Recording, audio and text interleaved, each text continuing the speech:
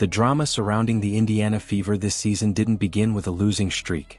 It didn't begin with social media outrage, questionable rotations, or even the relentless physicality thrown at Caitlin Clark every time she stepped onto the floor. It began long before that, in the quiet expectations of a franchise and fan base that believed they were entering a new era.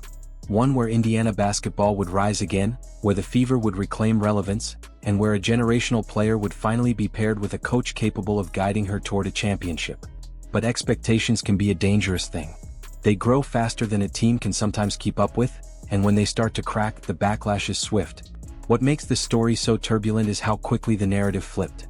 Only months earlier, Stephanie White had been celebrated as a returning hero, a proven winner, an Indiana legend coming home to lead the franchise into the future. The announcement felt like destiny. The Purdue star, the former Fever assistant, the coach who made a WNBA Finals in her first season as a head coach, and the reigning coach of the year after her remarkable run with the Connecticut Sun. It seemed perfect.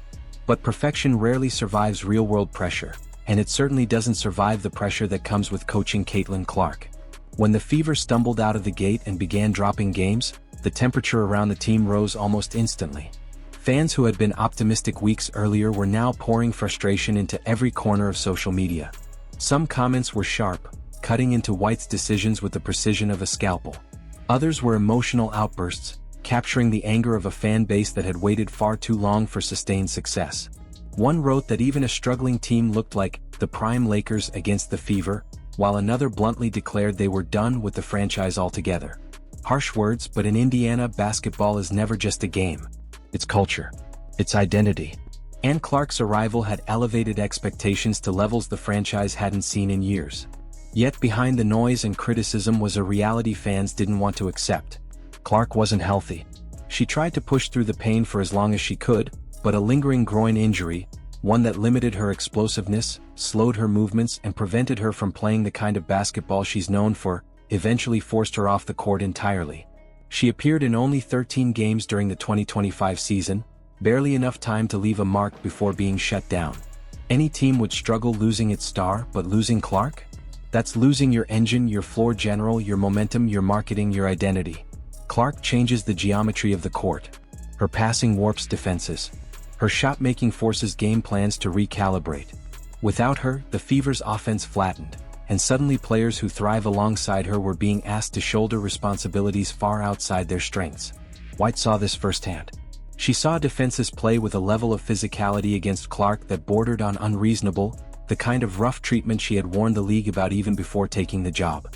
She watched her team try to adjust to life without their star, and she watched fans lose patience faster than they did with coaches in the past. The Fever still managed to win the Commissioner's Cup, an achievement many overlooked in the chaos, but as soon as losses returned, so did the criticism. And it wasn't vague frustration. Fans had specific targets. Rotations became a lightning rod. The handling of Lexi Hull created a particularly strong response. Hull, beloved for her energy and grit, was used inconsistently, and fans couldn't understand why someone who impacted the game through hustle and defense wasn't receiving steady minutes. Every fourth quarter she sat amplified the frustration. Every decision that didn't work became a rallying cry for White's harshest critics. When late-game execution fell apart, fans didn't see a team struggling without its leader. They saw a coach unable to control the moment. And as the losses accumulated in late summer, the criticism turned emotional, then personal. Some fans even questioned White's loyalty, remembering her departure in 2016 for Vanderbilt and suggesting she wasn't fully invested in the Fever's long-term future.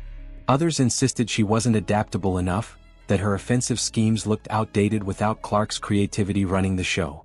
They argued that the roster had too much talent to be this inconsistent. Aaliyah Boston, a former Rookie of the Year. Kelsey Mitchell, one of the league's best scorers. Natasha Howard, a veteran with championship DNA. To fans, the pieces were there. The puzzle simply wasn't being put together correctly. But for every accusation, reality pushed back.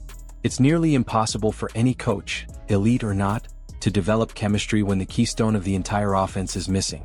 Clark's presence is the sun around which the team's entire system orbits. Remove the sun and everything falls out of alignment. White managed to keep the team competitive even without Clark and pushed them all the way to the semifinals, where they fought the Aces to 5 games. That's not the profile of a coach in over her head. That's the profile of someone trying to survive an impossible situation. And when Clark's groin didn't heal fast enough to justify risking her long-term health, White made the toughest decision a coach can make. She shut her down for the season. It was a choice rooted in discipline and responsibility, but fans who had pinned their hopes on a deep playoff run didn't want to hear that. Losing Clark felt like losing the season. And into that void, because there's always a void, fans began invoking a name that hasn't been part of the coaching conversation in decades: Cheryl Miller. The Cheryl Miller dream became a phenomenon of its own. Whenever the Fever lost, her name resurfaced.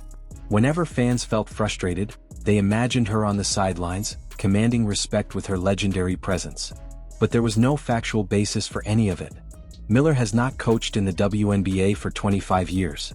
She has built a successful broadcasting career.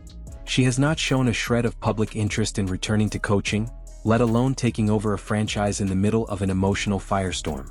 But the dream persisted, largely because Miller represented something symbolic. She represented nostalgia, legacy, Indiana basketball royalty through her brother Reggie. Fans saw her coaching at the 2024 All-Star Game as a novelty role, not a job audition, and fell in love with the idea of pairing her with Clark in Boston. It was fantasy, but fantasy is powerful when a fan base feels desperate. Still, when the noise grows loud enough, it reaches the front office. Indiana has shown very little patience with coaches. They fired Christy Sides after a playoff appearance. They have a generational star who brings unprecedented visibility. They know the clock is ticking. And the question looming over the franchise is uncomfortable. Will Stephanie White be allowed to coach this team under normal circumstances, with a healthy Clark and a fully developed roster before judgments are made? Or will the pressure swallow her the way it swallowed her predecessor? The truth is complicated. Some criticism is fair. White made questionable choices during the season, particularly with rotations and late-game execution. But pinning the team's struggles solely on her ignores the magnitude of Clark's absence.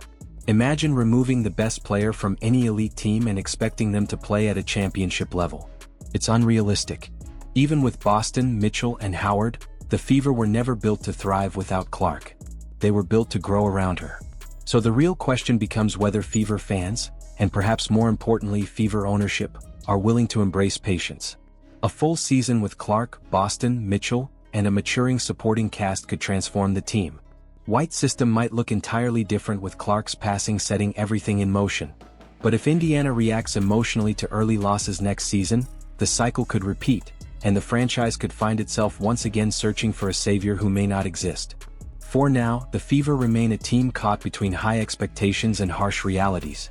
White remains a coach navigating one of the toughest situations in professional basketball. And Clark remains the centerpiece whose presence determines everything: success, chemistry, future, and pressure. If she returns healthy, the narrative shifts. If she doesn't, the questions return immediately. Which brings us to you. If you were running the Fever, would you give Stephanie White a full season with a healthy Caitlin Clark to prove she can lead this team to a championship? Or would you already be considering a coaching change? And do you believe Cheryl Miller would ever truly consider returning to the sidelines after 25 years away from the league? Share your thoughts in the comments.